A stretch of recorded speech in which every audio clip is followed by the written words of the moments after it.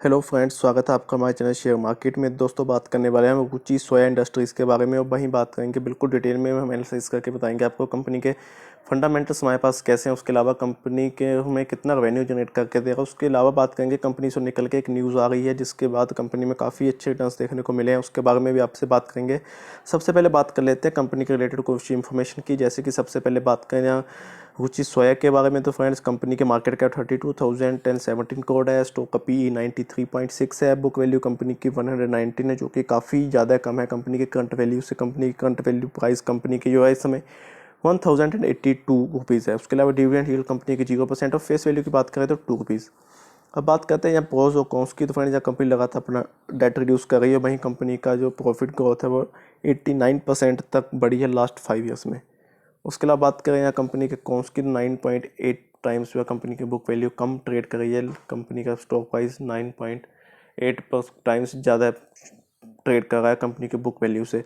उसके अलावा कंपनी की सेल ग्रोथ भी कम हुई लास्ट 5 ईयर्स में। और बात करें यहाँ प्रोमोटर्स की प्लेज स्टॉक्स, या 99% प्लेज स्टॉक्स हैं। तो फ्रेंड्स, अब बात करते हैं कंपनी के स्टॉक के रिलेटेड, तो वहीं बात करेंगे कंपनी से रिलेटेड निकलने वाली न्यूज़। तो सबसे पहले यहाँ स्टॉक की बात करें तो 1136 रुपीज़ पे कंपनी ट्रेड कर रही है आज, जिसमें अपर सर्किट देखने को मिला है। 5 डेज़ की बात करें तो गिरावट देखने को मिली थी, लेकिन आज इसमें अपर सर्किट देखने को मिला है। तो फ्रेंड्स, इसका सबसे बड़ा रीज़न यही है कि जो हमारे पास रुचि सोया इंडस्ट्रीज़ है, जो कि इसमें जो हमारे पास प्रोमोटर्स की होल्डिंग लगभग 98 to 99% है, तो उसको कम करने की हमारे पास यहाँ पे एफ पी ओ निकालने के बाद उसमें से 15 to 25% जो होल्डिंग है वो कम की जा रही है, जिसकी वजह से यहाँ पे हमें अपर सर्किट देखने को मिला है। इसको डिटेल में बात करेंगे आगे चल के। सबसे पहले जान लेते हैं कि कंपनी के रिटर्न्स हमारे पास कैसे हैं।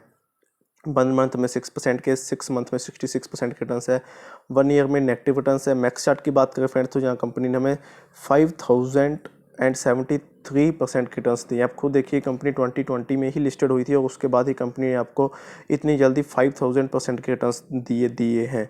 अब वहाँ बात कर लेते हैं कंपनी में फंडामेंटली कैसी है कंपनी। फंडामेंटल्स की बात करें तो यह कंपनी के पास जो रिजर्व की है तो वो है 3311 करोड़, जो कि लास्ट नेगेटिव में चल रही थी। कंपनी में काफ़ी गिरावट लगातार देखने को मिली थी, लेकिन उसके बाद अब कंपनी में प्रॉफिट शो किया। कंपनी का रिजर्व 3111 करोड़ है।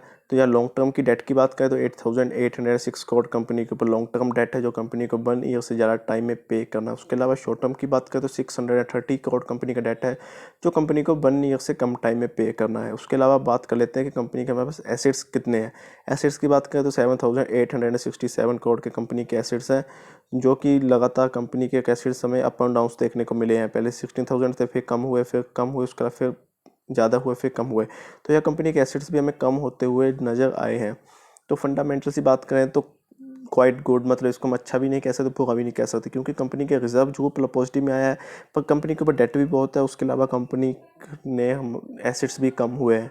अब बात कर लेते हैं कंपनी के जो मेन पॉइंट हमारे पास निकल के आ रहा है कि कंपनी के रेवेन्यू कितने जनरेट करती है, उसके अलावा कंपनी के हमारे पास शेयर होल्डिंग पैटर्न की। तो सबसे पहले अगर 52 वीक्स के रेंज की बात करें तो लो है कंपनी का 403 रुपीज़, हाई की बात करें तो 1519 रुपीज़ जो है कंपनी का हाई है। उसके अलावा हम बात करेंगे कंपनी के रेवेन्यू के बारे में। तो फ्रेंड्स, यहाँ पे उससे पहले अगर मैं कम्युनिटी की बात करूँ तो 100% कम्युनिटी आपको स्टॉक को बाय करने की ही एडवाइस दे रही है कि आप स्टॉक को बाय करके रखें। लेकिन अगर मैं रेवेन्यू की बात करूँ तो लगातार कंपनी के रेवेन्यू में हमें गिरावट देखने को मिली है एनुअली वाइज। अब बात करते हैं कंपनी के हम रेवेन्यू की क्वार्टरली वाइज कंपनी में कैसे परफॉर्म करके दे रही है। तो आप खुद देखिए, जून के मंथ में गिरावट देखने को मिली थी, उसके बाद अच्छी खासी कंपनी ने रिकवरी की है। जहाँ कंपनी के सितंबर में 3900 का रेवेन्यू था, वो दिसंबर में 4400 का रेवेन्यू है। अब जो मेन पॉइंट यहाँ पे निकल के आ रहा है वो ये है कि कंपनी की यहाँ पे जो होल्डिंग है वो लगभग हमारे पास 98% है। तो यहाँ कंपनी ने फैसला लिया है, कंपनी अपनी जो प्रोमोटर्स की होल्डिंग है उसको 15 to 18%, हमारे पास 15 to 25% जो कंपनी अपनी होल्डिंग जो है उसको कम करने जा रही है।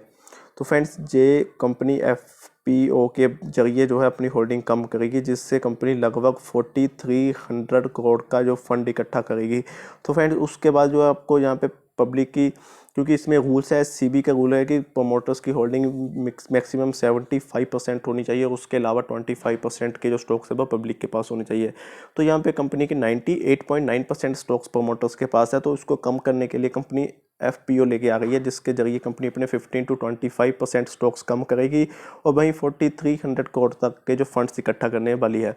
तो उसका इम्पैक्ट आपके स्टॉक पे काफ़ी ज़्यादा देखने को मिलेगा। लेकिन इसमें जो सबसे बड़ा इशू जहाँ से निकल के आ रहा है कि 99% जो कंपनी के स्टॉक्स हैं वो प्लेज हैं। तो इस पे भी देखना बहुत इंपॉर्टेंट होगा कि इसका क्या इम्पैक्ट पड़ने वाला है, कि कंपनी के कितने स्टॉक्स भी कंपनी कम करती है, जब इसको क्या इसका डिसीजन लेने वाली है। तो फ्रेंड्स, अगर इस समय बात करें तो कंपनी के काफ़ी ज़्यादा स्टॉक्स प्लेज हैं, तो ये एक इशू है, क्योंकि किसी भी कंपनी का सबसे बड़ा ड्रॉबैक होता है कि कंपनी के प्लेज स्टॉक्स का होना। तो यह कंपनी के 99% स्टॉक्स प्लेज हैं।